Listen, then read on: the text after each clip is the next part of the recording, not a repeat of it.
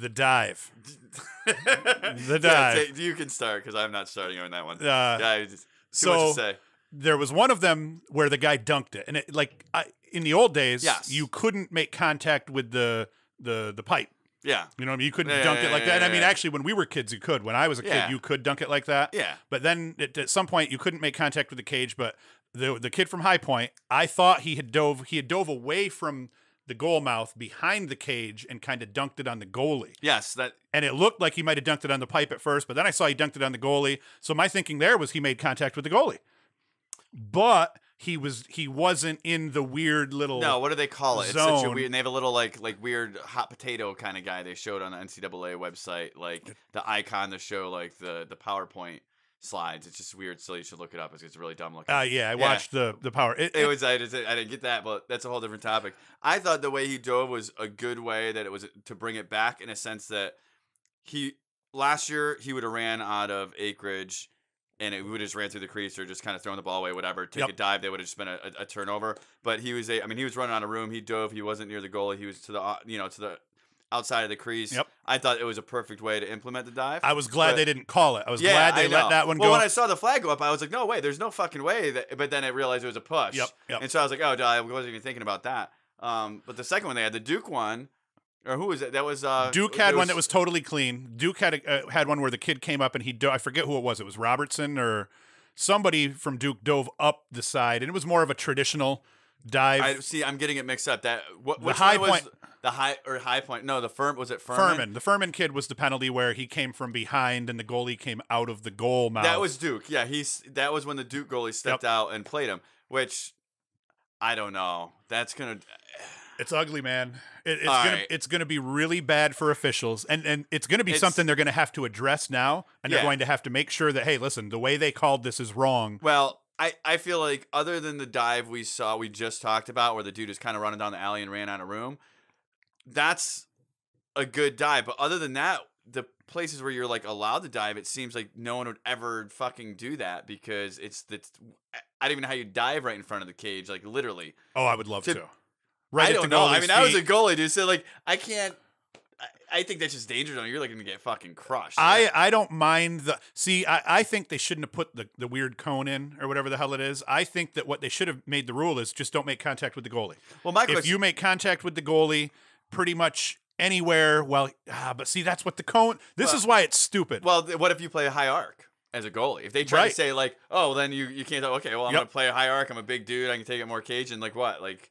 So if you get in the crease within a foot, I'm gonna make contact and get your goal taken away and get a flag and possibly an unsportsmanlike. And I agree with it's insane. I agree with everybody too that Danowski told his goalie to play that way. That was definitely by design for sure. Which would be interesting because I'm curious at some point. Maybe we'll see it tonight. Yeah, maybe we will see it tonight. Like I'm curious whether or not that's gonna change the way an offense might play. Because strategically, in like a dead ball situation, you might want to look like you're taking a dive to get the goalie to come out and really put himself out of position. And that way, just, I don't know, make a feedback side. If somebody cheats, who knows what it can open up. But, I mean, to recover from where he was, that point of the crease, to get all the way back to face a shot on the backside, like, that's going to be tough. Yep. I mean, who knows if they'll do that. But, I mean, it puts the goalie in a weird place, too. And I guess once they know how they're going to call it, it'll change the way you dive. Because maybe guys will stop trying to dive through or over the crease. And maybe it'll become more of just a dive along the crease. Like a backside, something along the... And it buys you a couple inches because by the old rules, you couldn't land, you couldn't land in it. So you had to pretty much, you couldn't leave your feet and then land in it. Yep. Now you can leave your feet, you can land in it, you can land on the side. So you don't have to necessarily be that aggressive and dive to the goalie or in front. But you know what's upsetting? But that's doper. It's like if you're like dodging out to an island off like GLE and like inside roll someone and just fucking, dive right across the goal line. That's awesome. It's badass. It's badass. Like, I want to see a fucking beast of an athlete do some shit. But now we get Duke. I mean, yeah, Duke. We're watching Duke as we record this. Oh, yeah. Because why the hell wouldn't we? This will be an interesting game too. Now this is something that I do naturally now, and I have no choice to. And you'll find it weird, or you're not used to it yet. I talk to the camera as if someone else is on the other side of it listening to me. Yeah, I can see that. Well, I'm by myself all the time. Yeah, and that's lame. Being by yourself, it's a lonely shit. Sitting in the chair back here. Yeah, that's your chair you sit in, huh? That's pretty dope, man. Well, that chair, that's the puke chair. We call that. Look at all the stains on it. I didn't want to say anything on camera because I had fucking Ted down here in his basement. That's what's going on. That is my it's Olive puked all over that chair. That was her. Nice. We didn't get like a rocking chair like a lot of people get. We got that chair because we wanted it to be more comfortable and then we could use it later. Yep. And yeah, she puked all over it because she had violent vomiting. That's terrible. Going back to the whole diving thing, here's the one thing I was wondering too, though. Like, to avoid everything, I know this is weird, and the girl just sparked my thought on this because girls lacrosse is different and their shit is lined different. But what if they put like an interior crease, like a 180-degree circle extending from the goal that's like, okay, you can't fucking land in here, and make a crease in a crease, which... I said if they were going to have the cone or the line or whatever the hell that thing is called, if they were going to have a fake line, an imaginary line, they might as well put a real line in. Even if the line is only a guide. I do like the red shot clock. Yep. I didn't. I haven't seen that. This year. Yep. Yeah, it's a good deal. I wonder nice where ESPN broadcast for us here. I wonder if the people at university to put out grants to get the fucking clocks, man. I'm sure they're not cheap. No, especially for the D3 schools. Yeah, no, all those D3 schools have That's to do what that. I don't like about the shot clock personally is how's it going to affect low caliber teams that are bringing in recruits and trying to build a program, because it's just going to produce a lot of sloppy play, in my opinion. Poorly. It's going to affect them poorly. And I get top D1, but I mean, and I'm not taking anything away from anybody playing out there because whatever. There's this college lacrosse fans forum or a group on Facebook that I'm a member of. Okay. And there's this guy who's really upset about what the shot clock's going to do to these lesser teams. And I had made the comment, like, you don't know. Don't go over it. You don't know a beating until you've gotten beat by OCC, 27-3. Yeah. That's a beating. Yeah. Nobody at the Division I level is getting beat 27-3. No, well, but I mean Vermont, Utah, but that was 20. But that was 21-5, though. Yeah, that's not. There's a big difference between 27-3 and 21-5.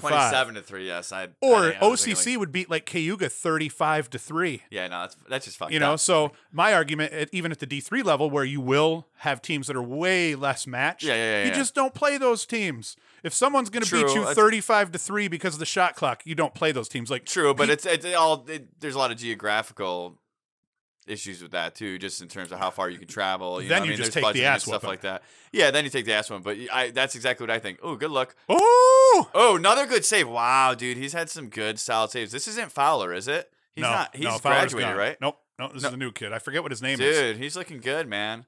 I don't know how he played against Furman the other night, but solid. I'll tell you what. See, this is going to be a problem, us watching the game as we're trying to talk. No, but I don't know. Who knows? All right, what do we got to skip over to? What were we talking about? Well, we were talking about the dive for a while, and then shot clock. Okay, shot clock. Yeah. So shot clock on this forum or a group, Facebook group. There's this guy who's very upset because the shot clock is going to cause teams to get beat. In his mind, I think in his mind, getting beat badly is the Utah game. I think he thinks that's embarrassing. That's terrible for a team like Utah. And that's where I had chimed in. You don't know getting beat until you've lost to OCC. 27-3. I think we've lost to them before. Okay, yeah. Cayuga 35-3. So don't play those teams because we didn't have a choice. We had to play OCC. Yep. Cayuga did because we were in their league, and you're going to have a little bit of that. But these are men. I mean, these dudes are 18 to 22. When we got beat by OCC, when Cody Jamison was playing, Sid Smith was playing, so those dudes won a national championship at Cuse, and they beat our ass. We didn't care. We didn't like it. Oh yeah, I hear you. We didn't like it, but and I always tell people, like, Chuck Wilbur is one of the nicest dudes that you'll ever meet in your life. Yeah. But by halftime of every one of those games, you wanted to punch his ass in the face. You're thinking in your head by half. Dick, you're like, fuck this guy. I'm not going to vote for any of his players for all region. But also, I mean, at some point, you know how it feels to be on the other side, where you're just nothing you can do. I mean, it's like nothing. You're just going to not shoot. Yep. You know what I mean? It's like you're going to not take opportunities. I mean, there's a lot of pride in the game, and people want to put up some points. Like, why not if I can shovel out 8 to 10 points? Not saying to be a dick about it, but if the opportunity is there. And those schools that are so deep, and you can put your second or third team in, and they're still doing that. The worst part about it is the enthusiasm with which they celebrate after every goal. Yeah, I know. That is every goal. It's like they score their 25th goal, and it's 25-1, and they're celebrating like it is the beginning of the game, and they just scored the first goal of the game. But the kicker being, you want to punch this dude in the face and do worse to him at halftime, but then by the end of the game, it's like, okay, they could have scored 40 on us, but they didn't. They only scored 25. And then you're like, okay, I love Chuck Wilbur now because they could have scored 45 and they could have laughed us off the field. And they didn't do that. Yeah. But the whole kicker being, you take your lumps. The shot clock is going to result in teams getting beat a little bit worse. Yep. You take your lumps and you deal with it. It's not like all these dudes are like, oh, let's protect the kids. Let's protect the 18 to 22-year-old college kid from getting his ass whooped. It's like, suck it up, man. Nah, like, what is wrong with pussifying the sport of lacrosse? It's terrible. Just let that shit go. Did you see the video I posted a while back on Facebook of like the ground ball scramble? It had to have been from like the late 80s or early 90s. Oh my god. We're just getting fucking laid out left and right. People would get thrown out of games. Oh, yeah. And possibly like charges would be filed for some of that shit. Oh yeah, seriously. It was just sort of wrecking ball upon wrecking ball, man. Now I'm going to have to show that. I'm going to have to show that while it's that was brutal. And like what year was that? That was like mid 80s, late 80s? It had to have been late 80s because the helmets alone gave it away. So and the shorts, which are kind of making a comeback in some teams. I just don't quite understand that.